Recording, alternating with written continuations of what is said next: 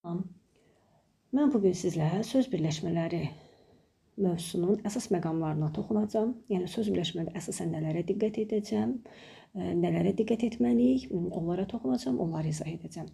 Baxın, elə bu söz birləşməsinin özü söz birləşməsidir. Yəni söz birləşməsi nədir? 2 və daha artıq müstəqil deyil, 2 və daha artıq sözün məna və qrammatik cəhətdən birləşməsindən əmələ gəlir. Təbii ki, ayrı-ayrılıqda onlar müstəqil sözdürlər. Ancaq onlar bir-birlərinə birləşəndə mütləq məna və qrammatik cəhətdən uyğunluq olmalıdır. Həm məna cəhətdən uyğunluq olmalıdır, həm də qrammatik cəhətdən uyğunluq olmalıdır. Məsələn, deyirəm ki, vətən sevgisi. Baxın, vətən sevgisində məna cəhətdən uyğunluq var. Yəni biz vətən deyəndə onun qarşısında da o vətən sevgisi artıra bilərik. Və yaxud ona uyğun, mənasına uyğun nəsə bir söz artıra bilərik. Həmçində vətən sevgisi, əgər burada vətən varsa, ikinci tərəf sevgisi mənsubiyyət şəkilçisi olmalıdır. Yəni burada qeyri-müəyyən varsa, ikinci tərəfdə mənsubiyyət şəkilçisi olmalıdır. Məna və qrammatik cəhətdən birləşmə həm mənalara uyğun gəlməlidir, həm də qrammatik cəhətdən uyğun gəlməlidir. İndi bunun qarşısındakı nümunələrlə yenə izah edəcəm. Yəni bir daha özünüz şahid olacaqsınız ki, söz birləşmə mütləq məna var. Yəni hər hansısa bir 2 dənə sözü ayrı-ayrılıqda gətirib yan-yana qoysam, yəni bu bir-birinə uyğun olmayacaq. Məna cəhətdən bir-birinə uyğun olmalıdır. Deməli, söz birləşmələrinin birinci xüsusiyyəti bu. İkinci xüsusiyyəti nədir? İkinci xüsusiyyəti hər iki tərəf müstəqil mənalı, leksik mənası olan sözlər olmalıdır. Yəni hər iki tərəfin leksik mənası olmalıdır. Hər iki tərəf leksik mənalı, yəni o sözlərin leksik mənalı sözlər olmalıdır. Leksik mənalı sözlər olmalıdır. Yəni leksik mənalı sözlər nədir? Yəni hər iki tərəfdə yazılan sözün özünün ifadə etdiyi məna olmalıdır. Yəni onun biz leksik mənasını izah edə biliriksə, hər iki tərəfdə o söz birləşməsidir. Məsələn, elə vətən sevgisinin yanına yazıram vətən üçün. Burada vətən üçün söz birləşməsi deyil. Çünki vətən sözün leksik mənasını izah edə bilirik. Vətən nədir? Yəni bizim yaşadığımız el, oba, vətən. Ancaq üçün isə leksik mənası yoxdur. Üçün köməkçi nitq hissəsidir. Leksik mənası olmayan sözün ən asan variantı. Hansı sözü sual verə biliriksə, onun leksik mənası var. Sual verə bilmirsə, leksik mənası yoxdur. Əsasən belə olur. Vətən nə? Sual verə bildim. Üçünə sual verə bilmirəm. Desəm ki, hansısa şagirdə üçün sözünü izah elə. Mənə izah edə bilmirəm. Mənim üçün nədir? Amma vətən üçün bir yerdə, vətən üçün, vətən naminə, vətən uğrunda izah edə bilirik. Amma təkcə üçünü izah edə bilmirik. Yəni bu ikinci tərəfdə köməkçi hissələri varsa, deməli bu söz birləşməsi sayılmır. Mütləq söz birləşməsinin hər iki tərəfi leksik mənalı olmalıdır. Yəni hər iki tərəfini biz izah edə bilməliyik. Vətən üçün söz birləşməsi sayılmır. Amma desən ki, vətən üçün ölmək, desəm ki, məsələn, vətən üçün ölmək, baxın, bu söz birləşməsi sayılır. Yəni burada əsas 2 müstəqil leksik mənalı söz var. Bu bunun söz birləşməsi olub-olmamasına təsir etmir. Yəni bu buna icazə vermir ki, bu söz birləşməsi yoxdur, buna deməyək. Burada söz birləşməsi var. Sadəcə olaraq bunu əlavə kimi ortaya artırıblar. Vətən üçün ölmək. Yəni burada əsas odur, 2 müstəqil leksik mənalı söz oldusa ən az. Orada nə qədər köməkçi hissəsi olur olsun, yenə də o söz birləşməsi sayılacaq. Sonra deyirəm ki, bacım üçün. Bacım kimi. Baxın, bunlar da söz birləşməsi deyil. Nə bilim, bacıma tərəf. Söz birləşməsi deyil. Çünki bunların heç birinin özünün müstəqil leksik mənası yoxdur. Biz demişik ki, köməkçi nitq hissələrinin leksik mənası olmur. Amma desəm ki, bacım kimi, bacım kimi danışan, bəli, bu söz birləşməsidir artıq. Çünki danışmağın da leksik mənası var, bacımın da leksik mənası var. Bu birinci xüsusiyyət. İkinci xüsusiyyət nədir? İkinci xüsusiyyət odur ki, quruluşca 2 cür olurlar. Quruluşca 2 cür olurlar. 2 cür olurlar. Sadə və mürəkkəb. Sadə və mürəkkəb. Sadə söz birləşmələri ən azı 2 sözdən ibarət olmalıdır. Nəyə görə ən azı? Çünki əlbəttə ki, söz birləşməsində 2 söz birləşməlidir ki, söz birləşməsi olsun. Ən azı 2 sözdən. Mürəkkəb söz birləşməsi 2 və daha artıq, yəni daha da çox ola bilər. 2 və daha artıq müstəqil sözdən ibarət olur. 2 və daha artıq müstəqil sözdən. Sadə mürəkkəb sözləşmələrində 3 olmalıdır. Yəni 2-dən çox 3 və, yəni ən azı 3 dənə söz olmalıdır mürəkkəb olsun. 2 dənə olsa bu sadə sayılacaq. 3 olmalıdır, ən azı 3. İndi görək sadə və mürəkkəb söz birləşməsinə aid misallara baxaq.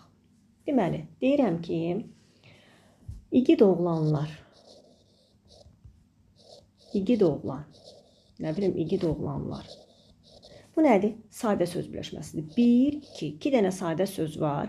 1, hər iki tərəfin məna cəhətdən bir-birinə aiddir. Bəli, çünki igid nə ola bilər? İgid əskər ola bilər, oğlan ola bilər, igid insan ola bilər. Yəni mütləq biz bunun yanına igid oğlanlar qoymalıyıq. Nəysə bir şəxs qoymalıyıq. Məna cəhətdən uyğunlaşdı, qrammatik cəhətdən uyğunlaşdı, bəli. Və bu söz birləşməsi sadədir. Nəyə görə sadədir? Çünki sadədə ən azı ümumiyyətcə 2 söz birləşməsidir. 2 söz olmalıdır. Yəni 2-dən çox ola bilməz. Sadə söz birləşmələrində 2 söz olmalıdır. 2-dən çox ola bilməz. 2-dən çox olsa, artıq bu olur mürəkkəb söz birləşməsi.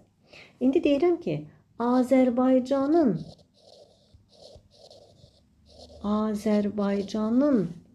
igid oğlanları. Azərbaycanın indi burada yer sır, igid oğlanları. Bəli, baxın, 1 söz, 2 söz, 3 söz. 3 dənə söz birləşdi, oldu mürəkkəb.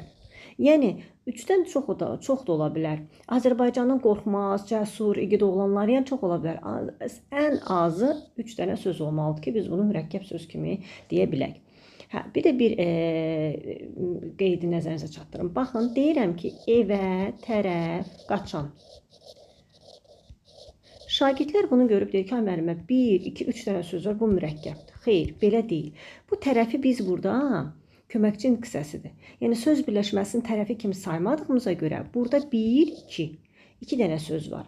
Ona görə biz bunu sadə söz birləşməsi götürürük. Yəni əgər bir sözdə 2 sözdən ibarətdirsə söz birləşməsi, onun biri köməkçinin qissəsidirsə, biz onu sadə söz birləşməsi kimi götürəcəyik. Və yaxud da deyirəm ki, anam kimi doğma. Görürsünüz? Anam kimi doğma. Burada kimi artıq bunun quruluşuna təsir etmir. Yəni bu anam kimi doğma sadə söz birləşməsi. Çünki 2 sözdən ibarətdir. 2 sözdən ibarətdir. Sonra nə deyə bilərik? Deyirəm ki, Nizami Gəncəvinin əsərləri. İndi burada mən Nizami Gəncəvinin əsərləri 1, 2 söz var sadə deyəcəm. İndi bunun arasında söz artırıram. Nizami Gəncəvinin, nə bilim, Nizami Gəncəvinin dahi, sonra dünya görmüş, böyük, iri həcmli əsərləri. Burada olacaq mürəkkəb söz birləşməsi. Çünki arasında çoxlu söz artırdıq. Sonra nə deyə bilərik? Məsələn, deyirəm ki, mənim qədər işləyən. Bu da mənim qədər işləyən sadə söz birləşməsidir. Niyə? Çünki burada qədəri bir söz birləşməsinin tərəfi saymırıq. Çünki özünün, axı biz dedik ki, söz birləşməsinin hər iki tərəfinin eksik mənası olmalıdır. Bunun eksik mənası yoxdur. Sonra söz birləşməsinin 5-ci xüsusiyyət asılı və əsas tərəfi olur. Asılı və əsas tərəfi olur. Baxın, bunu bəzən abituriyentlər də, şagirdlər də çaşırlar. Müəllimə, aslı hansıdır, əsas hansıdır? Birinci əlifbada nə gəlir? A hərfi, ikinci nə gəlir? Ə hərfi. Aslı tərəf, əsas tərəf. Yəni birinci A gəlir. A gəlirsə əlifbada aslı tərəf, A-dan sonraki növbəti hərflərdən sonra da Ə gəlir, əsas tərəf. Birinci tərəf, ikinci tərəfdə deyirlər buna. Tabi edən tərəf, tabi edici tərəfdə, tabi olan tərəfdə deyirlər buna. Tabi edici tərəfdə deyirlər buna. İndi onsuz da onları testlərin üstündə özünüzə görəcəksiniz. Deməli, söz birləşmələrinin növü, baxın, söz birləşmələrinin və söz birləşmələri sxem kimi çəkim, daha rahat yadınızda qalsın. Mən həmişə şagirdlərimə də belə çəkirəm, daha yadınızda. Söz birləşmələri. Söz birləşməsinin, deməli, biri var ismi birləşmə, söz birləşmələr, ismi birləşmə və feili birləşmələr deyə iki yerə ayrılır.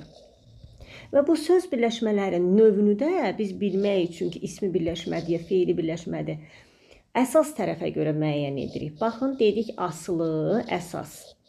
Bunu əsas tərəfə görə müəyyən edirik ki, bu ismi birləşmədir, yoxsa feili birləşmədir. Yəni, ikinci tərəfə görə müəyyən edirik. Məsələn, deyirəm ki, Aytənin, bəsit misallarla özüm deyirəm ki, başa düşəsiz. Aytənin çantası əsas tərəfdir. Əsas tərəfə görə müəyyən edirik ki, bu ismi birləşmədir. İndi onu da qarşıda izah edəcəm, nə deməkdir ismi birləşmə. Sonra, söz birləşmələri sintaktik vahiddir. Söz birləşmələri 6-cı xüsusiyyət. Söz birləşmələri sintaktik vahiddir. Sintaktik vahiddir. Söz birləşmələri. Deyəcəm bu nə demək üçün testə düşür. Söz birləşmələri sintaktik vahiddir. Söz birləşmələri sintaktik vahiddir nə deməkdir? Yəni, söz birləşmələri dildə hazır vəziyyətdə olmur. Onu özümüz quraşdırırıq. Söz leksik vahiddir, söz birləşmələri sintaktik vahid. Yəni, dildə hazır, baxın, söz dildə hazır vəziyyətdədir. Çoxlu sözlər var. Ancaq söz birləşməsini biz özümüz düzəldirik. Anamın kitabı, atamın məsləhəti, nə bilim, deyirəm ki, əsgərin, məsələn, əsgərin yanına atıra bilərik ki, əsgərin hünəri. Yəni, bu, biz iki sözü özümüz quraşdırdıq bir-birinə, özümüz düzəltdik. Hazır deyil ki, dildə, ümumiyyətlə dildə heç bir hazır vəziyyətdə söz birləşməsi yoxdur, onu özümüz quraşdırırıq. O sintaktik vahiddir, ona görə deyirlər. Söz birləşməsi sərbəstdir. Söz birləşməsi sərbəstdir. Sərbəst söz birləşməsi var. Bir də sabit söz birləşmələri var. Bunlar frazeoloji birləşmələrdir. Bəzən testdə belə düşür. Sabit söz birləşməsini tap, sərbəst söz birləşməsini tap. Sabit söz birləşmələri frazeoloji birləşmələrdir. Yəni, frazeoloji birləşmələrdə nə deməkdir? Sabit nədir? Adam adamı ki, sabitdir o, sabit, dəyişkən olmayan. Yəni, frazeoloji birləşmələri biz dəyişdirə bilmirik, tərəflər arasında söz artırılmır, parçalaya bilmirik tərəflərini, ona görə o sabit, dəyişməzdir. Frazeoloji birləşmələri əl vura bilmirik. Dildə necədir, o vəziyyətdə də deyirik. Təhlildə də bir yerdə təhlil olunur. Ancaq söz birləşmələri, indi düzdür, proqramdan deyirlər çıxarılır, birinci, ikinci, üçüncü növtəyin söz birləşmələri. Sadəcə olaraq mən izah edəcəm, niyə? Çünki söz birləşmələrinin növlərini izah edəndə, o növlərini biləndə sintaktik təhlildə bizə lazım olur ki, hansını biz sintaktik təhlil zamanı parçalayaq, hansını parçalamayaq. Yəni, hansı növü parçalayaq, hansı növü parçalamayaq. Sabit söz birləşmələri var, sərbəst söz birləşmələri var. Sabit frazeoloji birləşmələrdir. Buradan yazıram. Frazeoloji birləşmələrdir. Bunu qarışdırmayaq. Sərbəst söz birləşmələri biz keçdiyimiz ismi birləşmələr və feili birləşmələrdir. İndi söz birləşmələri ilə onu yazılı şəkildə yazmayacağım, vaxtımız gedir. Onsa qayda kitabında var. Sadəcə şifahi şəkildə deyəcəm ki, yenidən yadınıza düşsün. Deməli, söz birləşməsi ilə sözün oxşar cəhəti nədir? Buranı silək. Söz birləşməsi ilə sözün oxşar cəhəti hər ikisi ad bildirir. Yəni, söz də ad bildirir, söz birləşməsi də ad bildirir. Artıq ad bildirmək nədir? Onu keçmişsiniz. İsimdə də nədir? Ad bildirmək nədir? Bilirsiniz. Hər ikisi cümlənin qurulmasında bir vasitədir. Yəni, söz birləşmələrindən də bir cümlə düzəldirik, sözlərdən də bir cümlə düzəldirik. Həm mürəkkəb söz, həm də söz birləşmələri sözlərdən təşkil olunub. Məsələn, bax, deyirəm ki, Ağdam. Ağdam mürəkkəb sözdür, sözdən təşkil olunub. Söz birləşmələrindən də. Elə deyirəm, tutaq ki, ağ, tutaq ki, köynək. Görürsünüz, hər ikisi sözlərdən təşkil olunubdur. Və hər ikisi deyirəm ki, ağ köynək geyindim. Görürsünüz, onun da söz birləşməsidir, cümlə düzəltdi. Deyirəm ki, Ağdam bizim doğma vətənimizdir, o da mürəkkəb sözdür, cümlə düzəltdi. Həmçinin elə adi sözdə cümlə düzəldir. Sözün hansı nitq hissəsi olması başlanğıc formaya görə götürülür.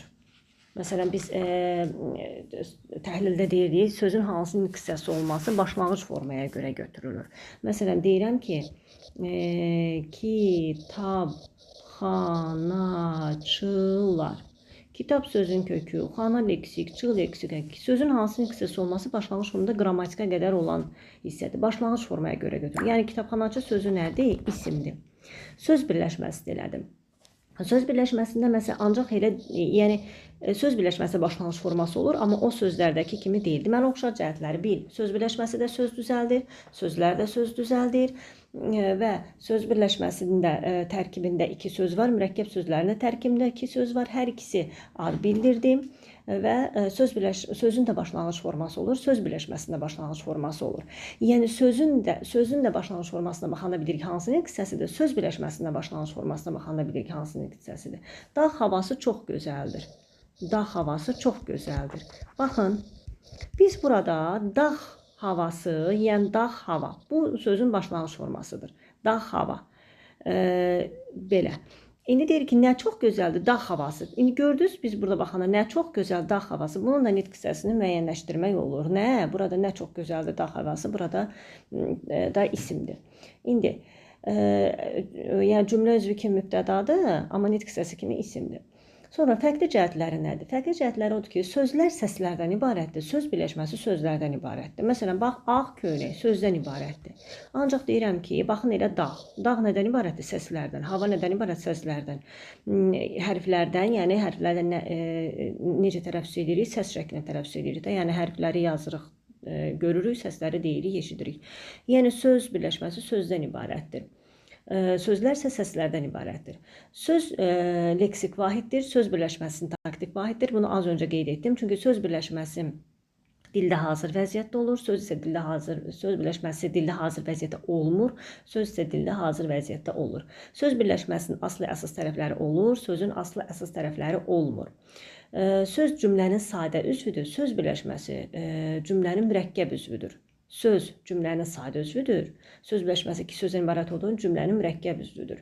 Sözlər qurulduqca sadə düzəltmə mürəkkəb ola bilər, ancaq söz birləşməsi sadə və mürəkkəb olur, düzəltmə olmur.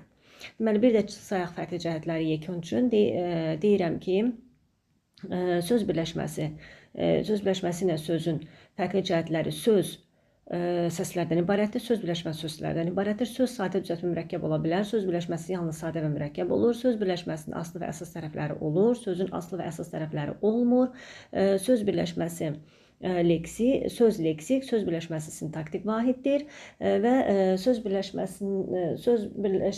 cümlənin sadə üzvü, söz birləşməsi cümlənin mürəkkəb üzvü sayılır. İndi söz birləşmələri ilə cümlə arasında oxşar fərqli cəhətləri var. Onu da şifahi şəkildə deyəcəm. Həm söz birləşmələri